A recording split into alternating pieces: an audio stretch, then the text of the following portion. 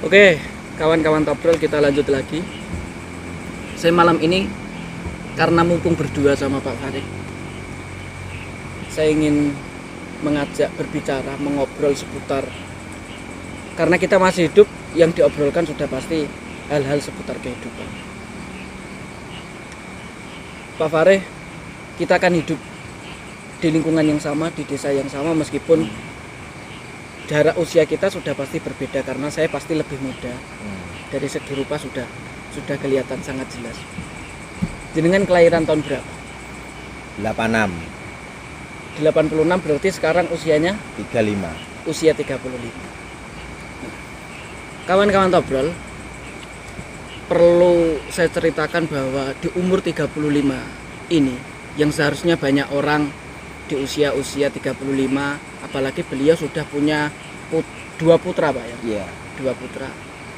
Waktu itu lebih banyak digunakan di dalam rumah, mengurusi keluarga secara khusus, dan porsi waktunya lebih banyak kepada keluarga. Tapi Pak Farid ini selain siang hari digunakan untuk bekerja full di sekolah, masih punya kesibukan untuk memanage sebuah kafe namanya Blok R Cafe sebagai manajer.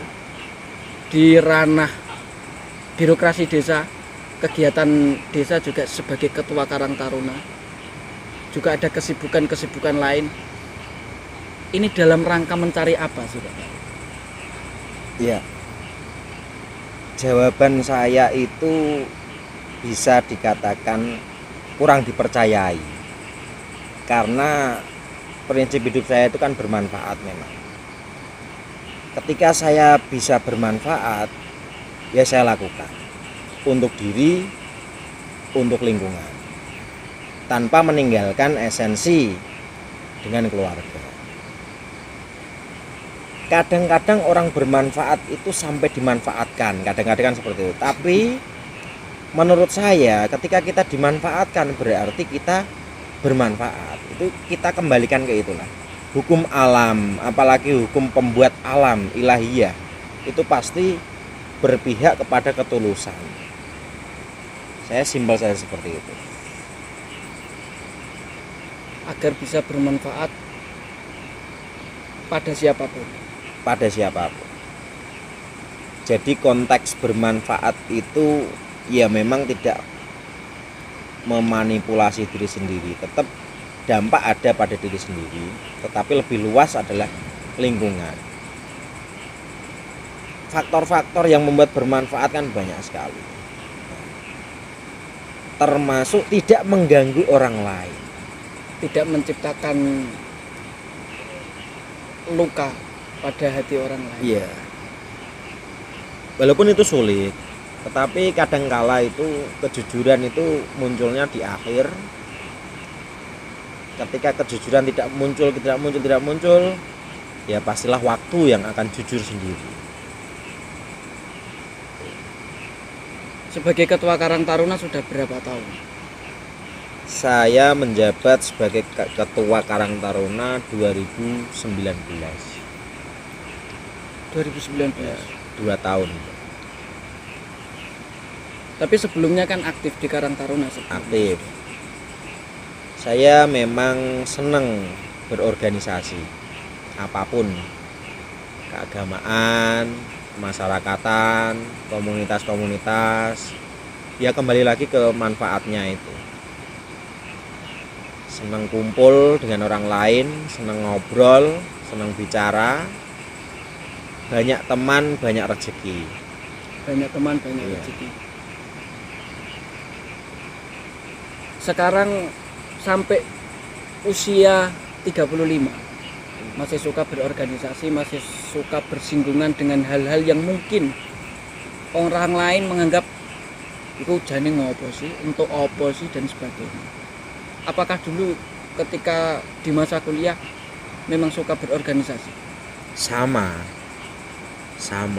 Terutama keluyuran itu masa-masa sebelum menikah itu memang termasuk hobi. Ya silaturahim lah. Itu memang sejak dulu seperti itu, dan alhamdulillah dari keluarga menyadari dan mensupport. Asal kita terbuka dan tidak neko-neko. Iya, kita kembali ke lingkungan. Ada banyak hal di lingkungan sekitar kita yang mungkin beberapa hal membuat kita mempertanyakan kembali kepada diri sendiri, membuat ragu, membuat ya karena banyak rintangan, entah itu omongan orang, skeptis masyarakat yang memandang di lingkungan kita itu tidak perlu aneh-aneh, tidak perlu terlalu aktif seperti ini, apalagi kalau dikait-kaitan dengan saya katakan warisan buruk politik yang berlaku ketika kontestasi pemilihan kepala desa berlangsung. Hal-hal semacam itu kan kadangkala membuat hati kita itu mempertanyakan kembali. Pernah tidak merasakan itu?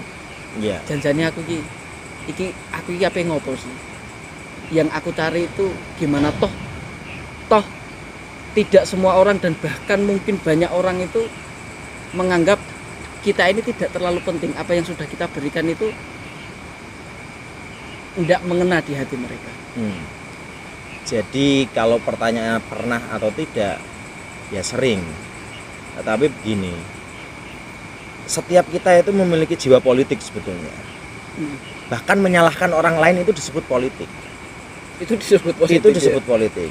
Politik menyalahkan orang lain itu politik. Membela diri, menyalahkan orang lain, dan seterusnya itu politik juga. Nah, untuk hal-hal yang demikian memang kita tidak perlu berlelah-lelah mengurusi orang yang mengurusi kita. Karena orang yang mengurusi kita itu tidak punya kerjaan. Tetapi kita tetap arif dan bijaksana. Kita jelaskan ketika ada waktunya, ada masanya. Toh ketika kita lelah-lelah menjelaskan, membuat diri kita, membenarkan diri kita sendiri, itu juga bagi orang-orang yang tidak suka tidak akan masuk. Sebaliknya, orang-orang yang sudah sayang, cinta, perhatian dengan kita, kesalahan apapun pasti kita akan dibela. Itu satu poin. Iya. Jadi kembali ke kebermanfaatan itu. Kebermanfaatan itu kan kita yang merasakan sendiri. Ketika kita melakukan suatu hal, itu dampaknya kepada diri sendiri ataupun lingkungan. Nah, pasti lingkungan, masyarakat itu akan membaca dan menilai. Jadi penilaian masyarakat yang beragam itu ya biarkan. Untuk membentengi diri, memang saya ini punya prinsip ngeliyo nanging ojo keli. Ngeliyo nanging ojo keli. Memang ikuti perkembangan zaman, ikuti arus, tapi jangan sampai tergelincir ke banjir atau ke arus itu. Begitu. Termasuk yang sifatnya instan. Ya. Ya, godaan-godaan instan itu kan banyak sekali. Betul. Saya katakan tadi kita tidak terlepas dari politik. Tetapi politik instan atau politik praktis, alhamdulillah memang saya tidak pernah mengikuti. Tadi dicontohkan pilihan kepala desa atau petinggi. Saya pribadi tidak akan menjadi tim sukses, menjadi pendukung siapapun. Padahal selama hidup di sini kan bahasa Indonesianya monangi itu apa ya? Berada pada masa-masa kepala desa yang berbeda-beda. Betul. Nah, itu baik-baik saja. Baik-baik saja ya. Dua-duanya baik-baik saja. Dua-duanya Ya. baik-baik Kami dalam berorganisasi Karang Taruna maupun saya pribadi secara individu tidak ada masalah sedikit pun. Adanya adalah kebermanfaatan itu. Di mana seseorang memberikan kepercayaan pada saya akan melaksanakan tugas dan kewajiban sesuai dengan apa yang diamanatkan seperti itu. Nah, ketika saya memang merasa berat, tidak bisa, ya saya terus terang. saya tidak akan mengambil kegiatan atau program tersebut seperti itu. Iya. Ini luar biasa. Saya Biasa katakan, di luar. Ya biasa di luar, dan itu sangat luar biasa karena ketika orang sudah punya anak, anaknya sudah 2 lagi, tapi porsi kegiatan di luar keluarga itu tidak kurang sedikit pun, bahkan semakin banyak kayaknya. Iya. Bahkan semakin banyak. Jadi keluar ke sana kemari dan sangat aktif di berbagai kegiatan, terutama di desa, Ya memang berkarya itu tidak akan merugikan kita. Dan kita berkarya itu tidak untuk membuktikan kepada siapapun kecuali kepada diri kita dan kepada Tuhan. Kan begitu Pak Farid. Iya. Ini yang memang ya ketika orang berkarya hanya untuk membuktikan diri kepada orang lain, mencari pengakuan terhadap orang lain, ya dia tidak akan mungkin sanggup menghadapi godaan-godaan seperti politik instan atau politik praktis dan sebagainya. Iya, itu kembalinya ke alam semesta nanti yang menjawab. Ya. Jadi porsi keluarga sendiri memang tetap yang utama, prioritas. Tapi saya memiliki trik-trik tersendiri. Kalau triknya secara detail tidak mungkin saya jelaskan karena nanti terlalu lama. Iya. Di segmen selanjutnya. Iya itu. Kalau sama anak saya dalam 1 hari paling tidak saya luangkan waktu 15 menit lah untuk bersama. Nempel. Entah itu main, entah itu lari-larian, entah itu belajar, minimnya 15 menit dalam sehari. Misalnya ini anak tidur, ya tak parani, tak peluk gitu. Oh gitu ya. Iya. Sekalipun singkat tapi itu sangat bermakna, sangat berarti. Sangat berarti. Iya betul itu. Itu secara kejiwaan memang dibandingkan waktu yang begitu banyak dengan keluarga tapi tidak diisi dengan intrik-intrik harmonis lah. Trik. Iya, trik-trik harmonis. Yaitu lebih akan kalah dengan waktu yang mungkin bisa dikatakan singkat tapi diisi dengan interaksi-interaksi yang harmonis dengan keluarga.